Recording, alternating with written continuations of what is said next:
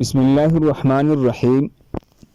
امام ابن تیمیہ رحمہ اللہ فرماتے ہیں کہ وہ جب پریشان ہوتے تھے تو دن میں کم از کم 1000 بار استغفار پڑھتے تھے۔ اسی طرح محدثین نے لکھا ہے لا الہ الا اللہ آپ کو بند دروازوں سے بھی نکال لیتا ہے۔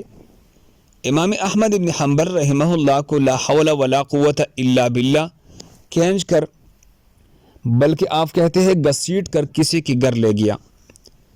درود شریف کے متعلق حدیث میں ہے کہ اس کو پڑھنے سے آپ کے دل کے اندر پیدا ہونے والی وہ دعا بھی قبول ہو جاتی ہے جو زبان پہ نہ آئی ہو، بس انہیں کو اپنا معمول بنا لے، آپ کو حاجت نہیں رہے گی کسی بھی چیز کی۔ اللہ ہم سب کو اس پر عمل کرنے کی توفیق عطا فرمائے۔